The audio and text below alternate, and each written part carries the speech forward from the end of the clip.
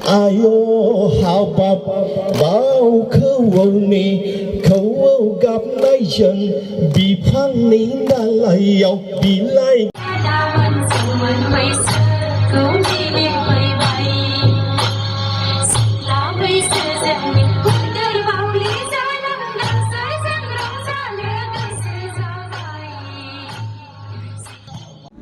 আজি আমার 14 ব্লকৰ ফালৰ পৰা 14 চিৰাংদুৱাৰ ব্লকৰ ফালৰ পৰা ৰংজালি বৈশাগু বিদায় পৰ্ব যি উদযাপন কৰিবলৈ তেখেতসকলে ইয়াত মানে এটা সুন্দৰ এটা প্ৰগ্ৰামটো আয়োজন কৰিছে।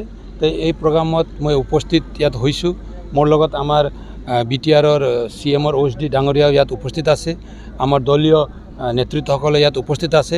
আমাৰ UPPLৰ ফালৰ পৰা বিশেষকৈ চিৰাং জিলাৰ ভিতৰত 14 ডুৱাৰ্ছ মানে UPPL কমিটিয়ে ইয়াত থকা সকলো প্ৰাইমাৰী তথা আমাৰ ইণ্টেলেকচুৱেল শিক্ষকসকল মানে বৈশাগু প্ৰেমী ৰাইজক একেলগে লৈ যে এটা ভাল এটা মেছেজ দিবলৈ চৰকাৰ তথা UPPL দলৰ পৰা এটা ভাল এটা মেছেজ দিবলৈ মানে যি বৈশাগু পৰ্বৰ ইয়াত উদযাপনৰ যি বিদায় প্ৰগ্ৰাম এটা উদযাপন কৰিবলৈ তেখেতসকলে ইয়াত প্ৰগ্ৰাম হাতত লোৱাত মই তেখেতসকলক ধন্যবাদ দিছোঁ।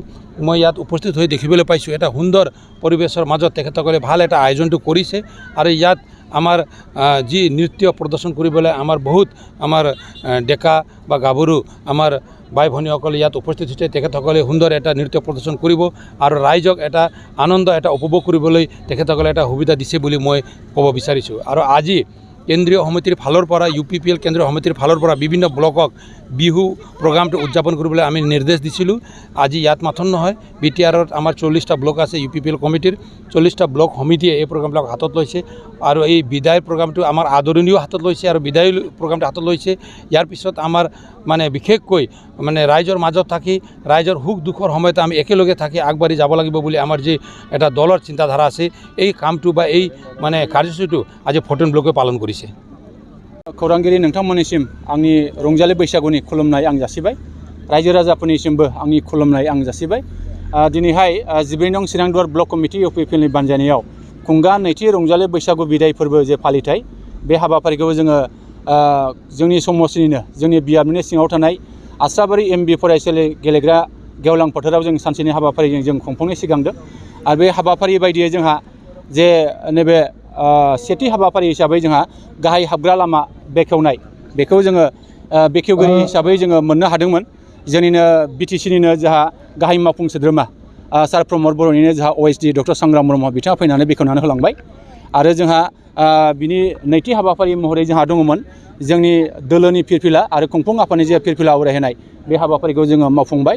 आरो बिनि उनावहाय जोङो नैबे रंजालि बैसागु बिदाय फोरबोजों लोब्बा लाखिनानै जे जोंहा मोसानाय बादायलायनाय जे हाबाफारि बेखौ जोङो खालामदों। आरो बे हाबाफारिखौ जोंनिनो BTCनिनो जोंहा सासे MCLA UPPL दोलोनिनो जोंहा सासे गाहाय नेहाथारि आरो जोंनि BTCनि गाहाय मावफुं सोद्रोमा सार प्रमद बर'निनो जोंहा पलिटिकेल सेक्रेटारि सार माधव चन्द्र सेट्रि बिथाङा फैनानै बेखेवनानै होलांबाय। आरो जोङो बिनि उनावहाय जोंहा मोनसे जोंनि ब्लकनि सिङाव थानाय जे जोंनि गोबां गेदेमा सुबुंफोर दङ दा बिथांमोनखौ जोङो मान होनाय बा सन्मान होनाय बे हाबाफारिखौबो जोङो मावफुंबाय। आरो जोङो दिनैहाय बुंनांगोन नैबे जोंनि 14 नं चिरांदुवार ब्लक कमिटि UPPLनि बानजायनायाव जोंहा 10टा जोंहा प्राइमारि कमिटि दङ आरो जोंहा 9टा BCDC कमिटिफोर दङ। दा बिथांमोननि लैहोर लैहोर बाहागो लानाय बेखौ जोङो नुनो मोन्दों। आरो जोङो बाहाय मोसाखावरि महरै जोङो 30थासो मोसाखावरिफोर बाहाय बाहागो लाफैदों आरो बिथांमोननि मोसानायखौ जोङो निस्सय जोङो नुनो मोनगोन। आरो जोङो बेखौनो फोरमायनो लुबैदों आरो बे मोसागिरि बिथांमोननो जे बान्था हिसाबै जोंहा सेथि बान्था हिसाबै जायफ्रा सायख'जागोन बिथांमोननो जोङो 10,000 बान्था जों हरनायनि थांखि लानाय जादों। आरो नैथि बान्था महरै जोङो जायफोरखौ सायख'नो जोङो लागोन सायख'जागोन बिथांमोननो जोङो 7,000 बान्था जों हरनो थांखि लादों। आरो जोंहा थामथि बान्था महरै जायफोरा सायख'जागोन बिथांमोननो 5,000 जोङो बान्था जोङो हरनायनि थांखि लानाय जादों। लोगोसे नैबे बादायलायनायाव जायफ्रा देरहासार जानो हायाखै दा बिथांमोननोबो जोङो 2,000 कनसोलेसन प्राइज हिसाबै बान्था हिसाबै जों बिथांमोननो हरनो थांखि लानाय जादों।